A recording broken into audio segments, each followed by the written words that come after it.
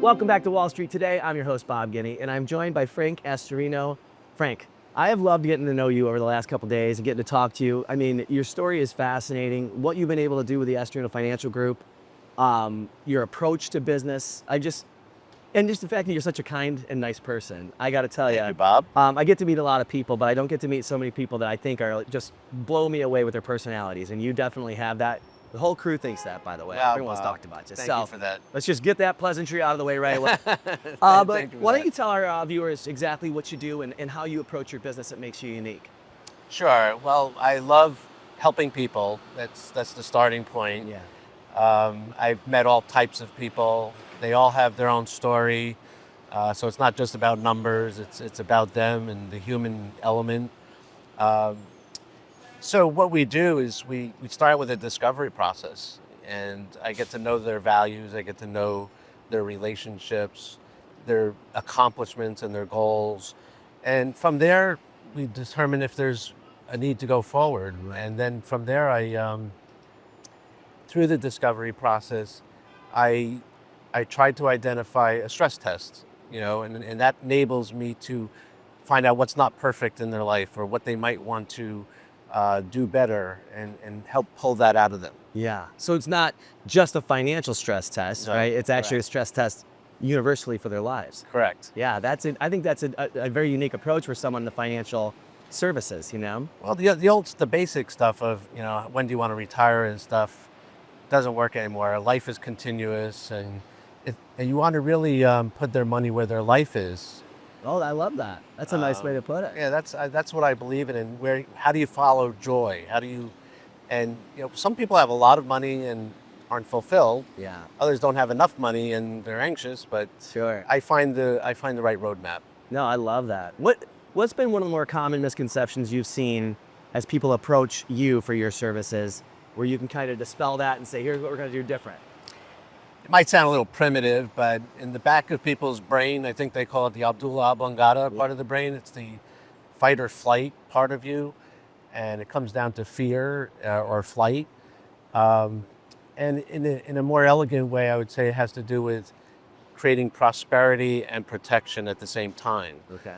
The natural inclination for people is they think I'm going to just make them money, Right. and I'm not going to lose them money. Right. So, what you learn through some of their behaviors and biases through getting to know them is what could go wrong, Right. and how do I take my toolbox, which is a massive array of different concepts and facts and figures and stuff, but I try to bridge that with what intrinsically drives them Yeah. and where their biases are. Right. Some people have biases like it's a fear of missing out. Yeah. Uh, I think or that's one of mine. everybody has I've got the that. FOMO. No, that's why they hesitate making decisions. Yeah. And uh, some have an overconfidence bias, and then that becomes difficult because, oh, I look how much money I made on Nvidia or whatever Right. company that is their favorite, and they think it's never going to go down. Yeah. And that leads to what I call confirmation biases or recency biases. And once you help them frame who they are and bring it back to their values and what their real goals are, an example would be a doctor who has half of his portfolio in one single stock. Right. And while I commend him for the accomplishment and the wealth that he created with that stock, you did tell me you want to provide for your family. You did tell me that you had a certain number that you wanted to have. Are you prepared if that goes down 72%, like it did in the tech busts, Right. or the real estate busts, or any of those? So they got all their eggs in episodes? that one basket, Yeah. right? Yeah.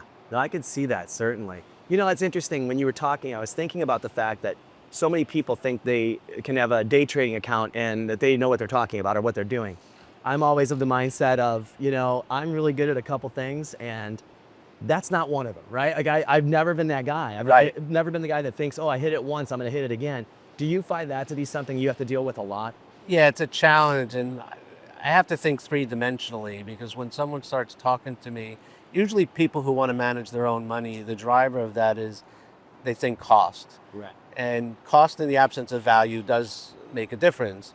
So if I'm looking at something multidimensionally, I'm looking at okay, you said you wanted to retire. You had to put these kids through college. Yeah. You don't like paying taxes.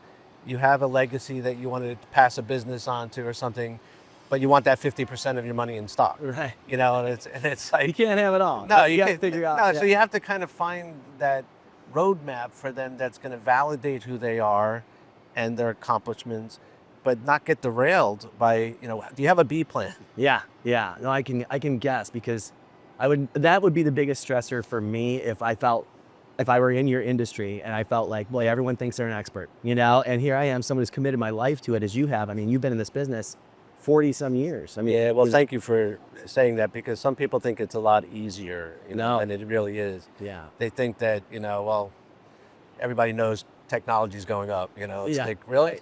Is that Okay. right? Yeah. Yeah. Well, guess what, guys? What is a story you could share with our viewers that was show, just of someone perhaps recently that you've worked with that you were able to kind of turn around that mindset?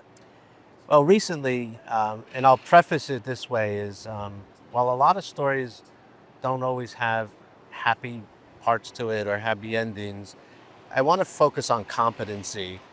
Um, so I had a client that was with me for the better part of 3+ decades, and I played golf with her husband. Her story is kind of a sad one, but it relates to what you're talking about. This is a person that could pick good stocks, and Right. Right. so she had a difficult childhood.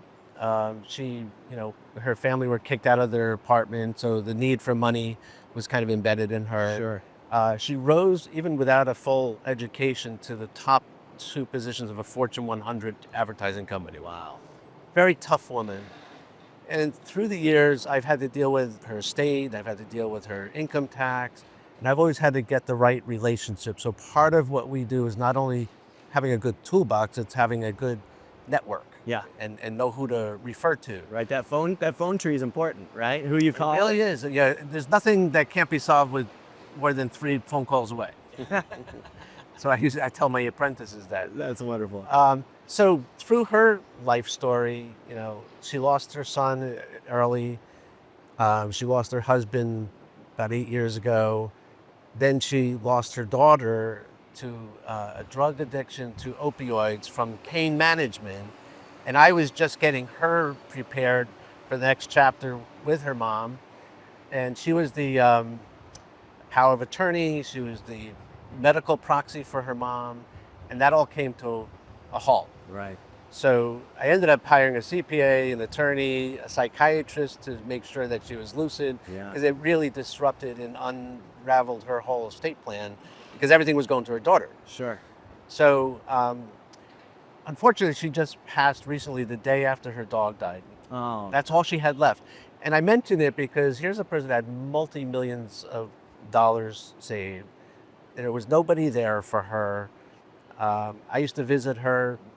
Out of guilt, I used to feel guilty. I didn't see my mom as much as I saw her because my mom lives in Florida. But I would go once a month. I'd Yeah. bring her food and, talk to her about anything that would bring a smile to her face. Sure.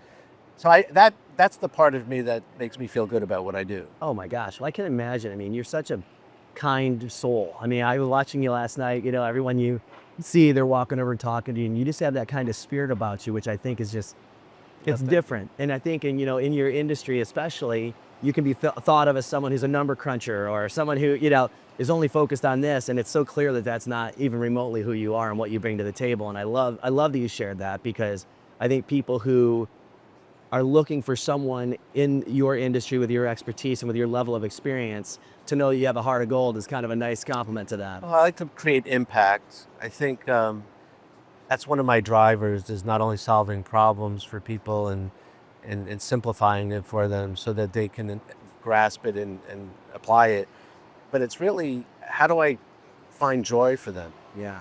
And that gives me more satisfaction than money. Sure. Even though money is nice to have and affords me to do things, Right. but it's really, where's the joy?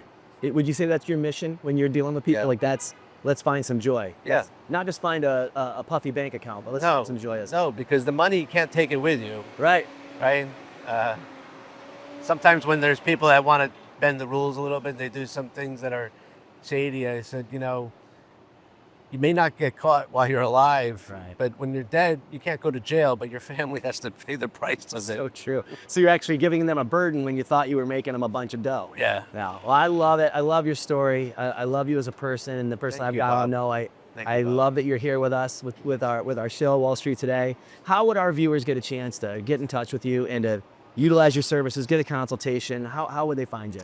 So historically, it's word of mouth, but you know, we do have a website, AstorinofinancialGroup.com, and you can call our office and ask for Karen. Yeah. The easiest way to do it. That's right. Well, Frank, thank you so much for giving your time today. Thanks for being on Wall Street Today with us, and thank you for being the person that you are. I've appreciated getting to know you. Thank you so much. Thank you for the energy. Oh, you got it. All the You good got times. it. Continued success, my friend. You too. Thank you. And thank you for joining us here on Wall Street Today. We'll be back with more.